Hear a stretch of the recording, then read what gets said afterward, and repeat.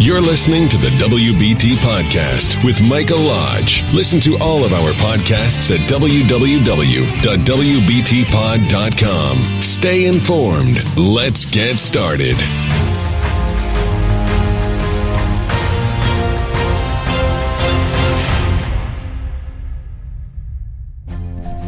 And welcome to the WBT. This is Michael Lodge.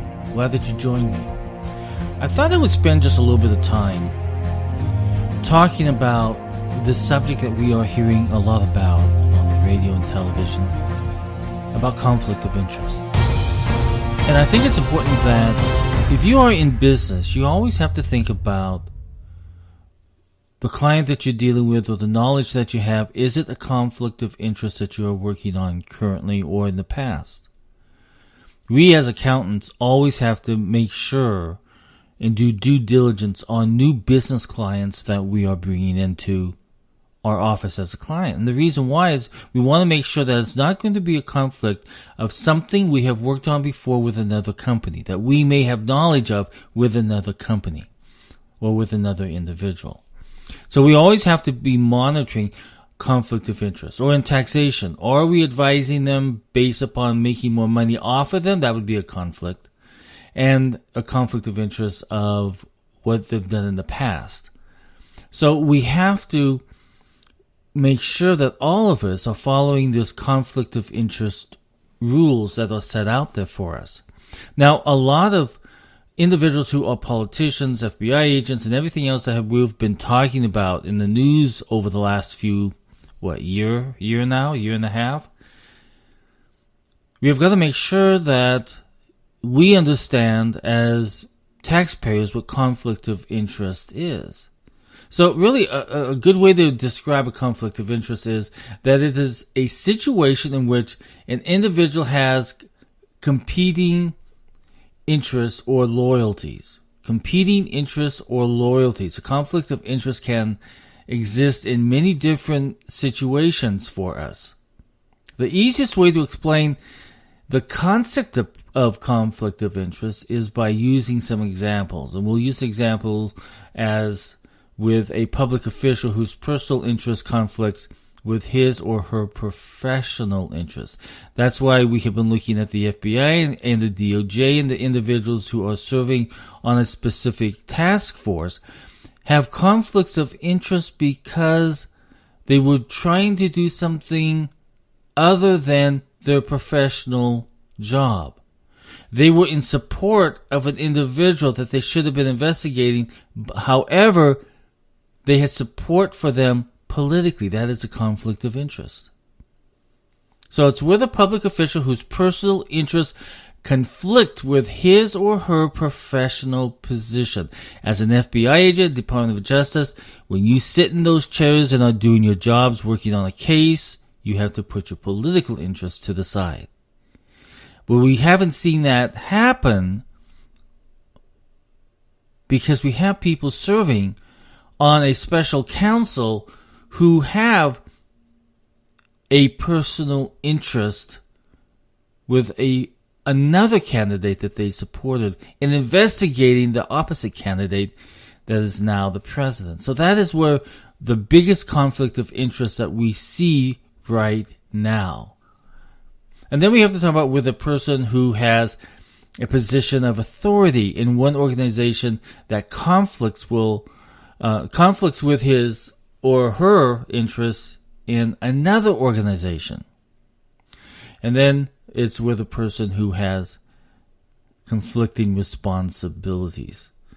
So the question is conflict of interest a crime? Like other types of illegal and unethical activities, conflict of interest activities carry the risk of consequences, depending on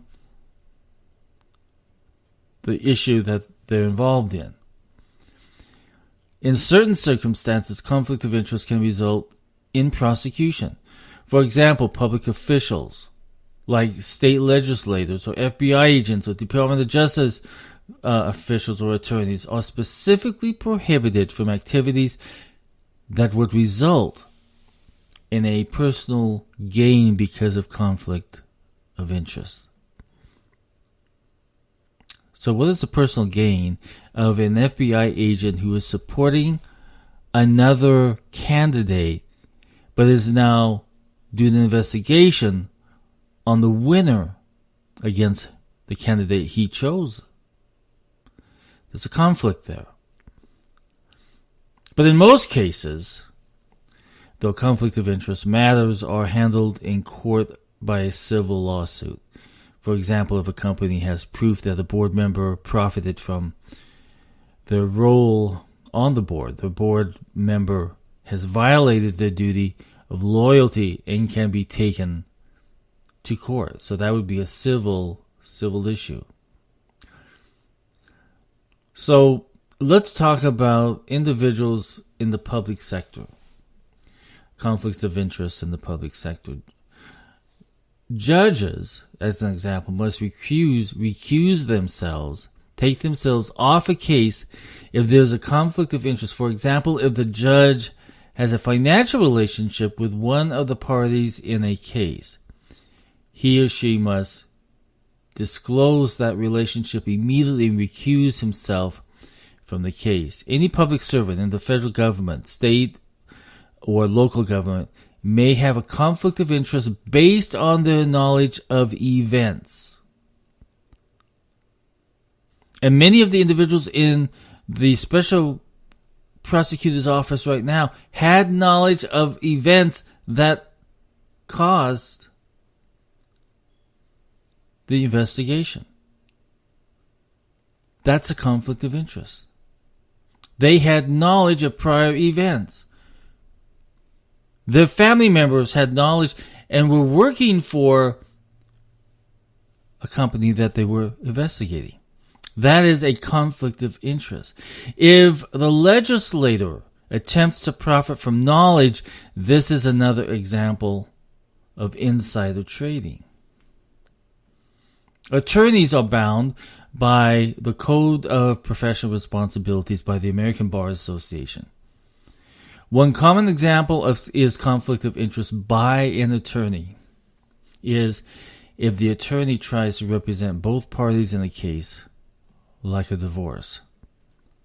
Or if they're in federal government where they voted for somebody in support of that person but is now investigating the person that won. That is a conflict of interest. Physicians have the same types of conflicts of interest as attorneys. For example, physicians should not be handling financial matters for patients and should avoid improprieties with patients and staff. So we have conflict of interest. Accountants must abide by conflict of interest rules. So we need to hold government at a higher standard. And if there is a seen conflict of interest where they are knowingly breaking the conflict of interest, especially if they're attorneys, especially if they are law enforcement, we need to hold them to a higher standard because their role affects Americans' lives and the stability of the United States government. So we need to hold them at higher standards on conflict of interest. So that is why you are seeing so much talk lately on all the news stations, all the radio stations, all the talk shows. If a person has conflict of interest, they need to resign. They need to go away.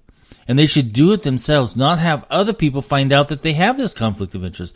If they are a professional and ethical individual, they will say to themselves, okay, I have a conflict here. I need to resign from this case. I cannot even touch this case. I cannot even talk about this case because I have prior knowledge. I have prior relationships that will affect this case. And if they have that ethical standards in their professional life, they should have done the right thing if they see a conflict of interest and resign. So that's why in the news and everything else, everybody is talking about conflict of interest. I think it's important for all of us who are in business or we're in some type of profession that we're always concerned about conflict of interest, ethics.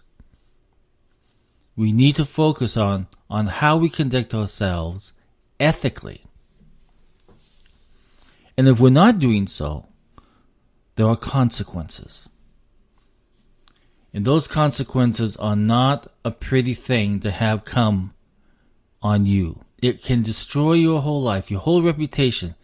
It can bring a whole company down, or a whole department down, or a whole investigation down, because you refuse. Think about what you're doing. Think about what you're doing, saying when you perform your responsibilities in law enforcement, in the Department of Justice, in state legislatures, in the Congress, in your business, if you're sitting on the board of directors, whatever you're doing in your life, make sure that you're following the ethics standards and that you're not breaking conflict of interest rules.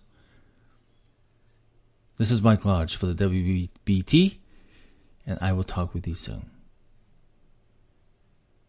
This is brought to you by Lodge & Co., a business and tax advisory firm where your success is our goal. Call us today toll-free at 888-681-1518 or visit us at www.lodge-co.com and learn more about what we can do for you. Lodge & Co., your source for sound business and tax services. Thank you for listening to the WBT with Michael Lodge. Join us again tomorrow as we explore more about business and taxes. Follow us on iHeartRadio and go to our podcast website at www.wbtpod.com and listen to all of our podcasts and read our blogs. World of business and taxes.